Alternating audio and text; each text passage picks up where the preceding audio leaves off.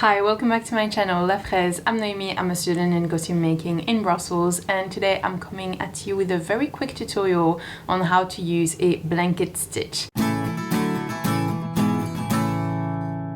This tutorial has been asked by you guys. In the video about everything I've learned in my introduction to sewing class, I've asked if there were any skills you guys would like to see in more details, and overwhelmingly everyone asked for the blanket stitch. So this is why I'm sharing this with you today, and if you want to see the video about everything I've learned at school, I will link it in the description of this video. It's been pretty challenging for me to film a tutorial. I have pretty limited filming material at the moment, and I try to make it as clear as possible, and I hope the quality is good enough, but just know that I would like it to be better. It's just at the moment not possible, but I'm really hoping to upgrade my material as the time goes.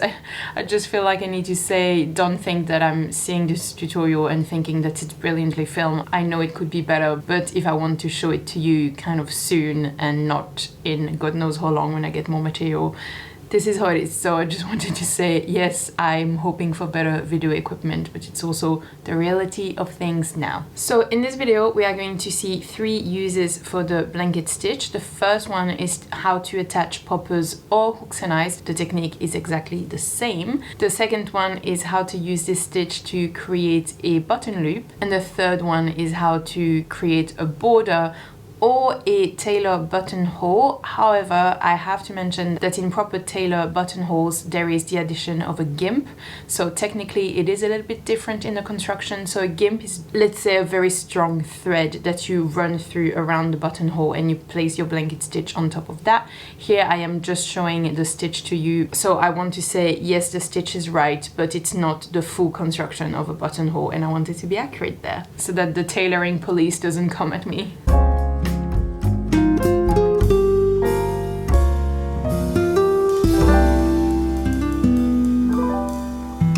Okay, let's get started with the first use of the blanket stitch. For this, you're going to need a popper, or, this is only half.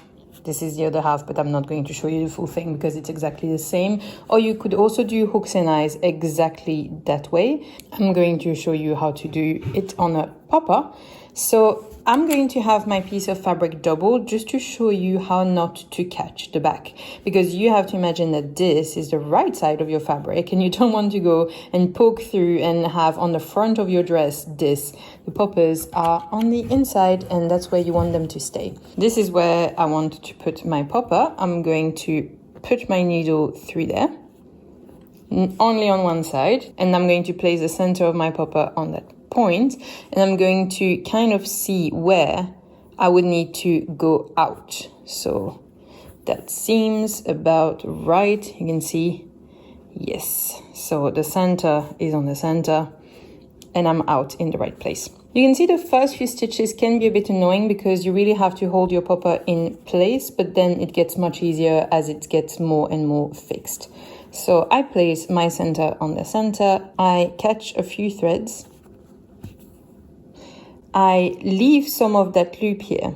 I go in, and now you see that loop. I'm going to go inside of it, pull gently, and have this little foot form.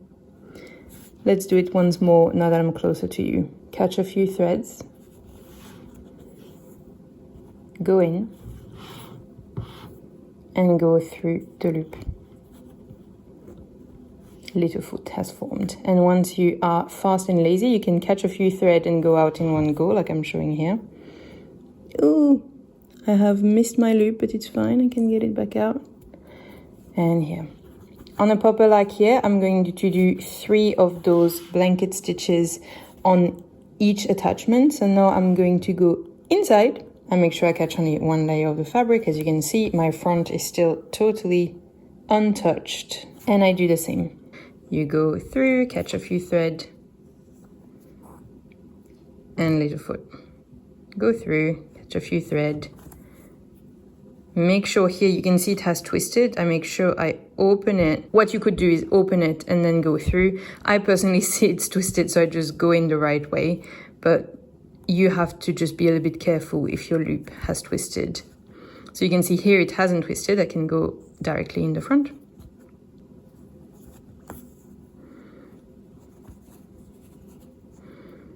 Okay, catch a few threads, go in, loop, and the foot. Catch a few threads, see the loop, and catch a few threads, see the loop, and pull. When you finish this, I'm not going to do the last two, but you can just go through like this. Whoop, and don't catch your fabric. You're just going under the popper, and then I go under one of the foot. Make sure you do not catch the fabric. Here we are.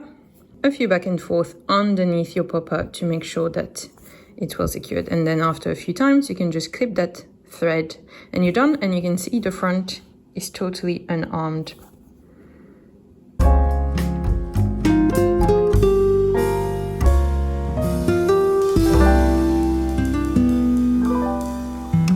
Let's talk about the second use for our blanket stitch, and this time no knot at the end of our thread.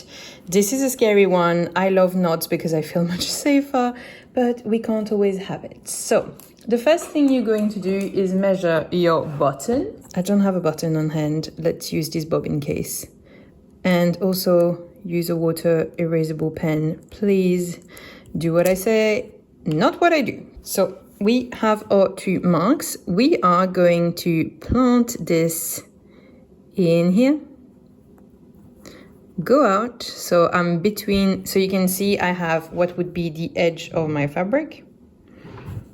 And I'm really on the fold. I'm going to plant this, go through, and watch out, leave a tail. You really want to leave the tail, otherwise you are in trouble. And then you're going to go back in through the same hole, back out. And here for the first one, it's the most crucial one because you need to shape, oh, that's actually nice. You need to shape how big you want your loop. And I actually really like this. So I'm gonna keep it like this. Now that I have this, I can go through. I'm going to do it 5 times because I want 5 loops of thickness. If you have very delicate buttons, you might want them a little bit smaller. I'm once more using an extra strong thread, making sure that my loop is every time the same size. And here we are. I have now this. So now I'm going to do my trusty blanket stitch, which means I'm going to go towards me in the loop that's created. And every time I'm going to make sure that this really sits nicely on the outside. Towards the back, so we're gonna change every time. Oh yeah, that's fun. Towards the back, in the loop towards me. And I place it. Towards me, loop towards the back. Towards the back, loop that's towards me. And I'm really going to place those next to one another like that. And I'm basically going to keep going the whole time until I have made all of this. It's going to be ugly if you make 2 in the same direction next to one another. You can see this is what it looks like, and you can go all around. Once you have finished, you go through here, go out, catch one thread, go back in, go back out, and then you can cut those 2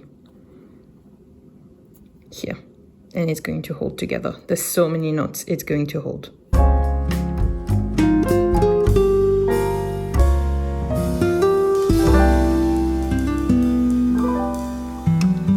One last use for the blanket stitch is to cover an edge. And honestly, that is not hard to do with the stitch itself, but hard to be really regular. So if you wanted to do that, I would literally trace a line where you want to follow. I will show you the stitch and then kind of explain how you can make it neat.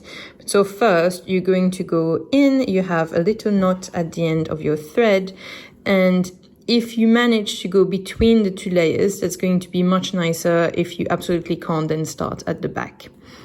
I have gone through like this and I'm on the edge of my fabric, and now I'm going to go from the back, catch both layers of fabric. I create a little loop and I go through it like this. I then go, and this is where having traced a line is going to make it much easier for you, create a loop. Because otherwise having every stitch very regular on this line can be super tricky, and also having them regular across. So here you can see I'm making them quite spaced out. What you could do if you wanted to do a buttonhole, for example, I'm going to show one much smaller. To do a buttonhole by hand, you would do something like this. So every time the same. Go through, create a loop, through the loop. Go through. So for a buttonhole, you would want to go fairly near, create a loop, go through the loop, go through, create a, no fear, create a loop, go through the loop, create a loop, and go through the loop.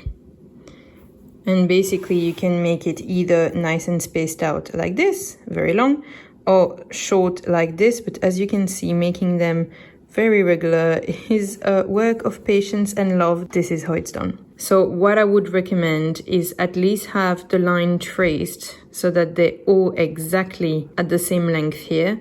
And if you were to want them quite wide like this, I would also mark each of them so that they're really regular. It is pretty visible when they are not regular on the edge. And that's it for today's tutorial. I hope it was helpful. I would really like to thank Rachel and Jeanette for tipping me a coffee. It is immensely appreciated. Please like this video if you liked it. Don't hesitate to subscribe if you want to see what I'm up to, and don't forget that you can make anything. Bye!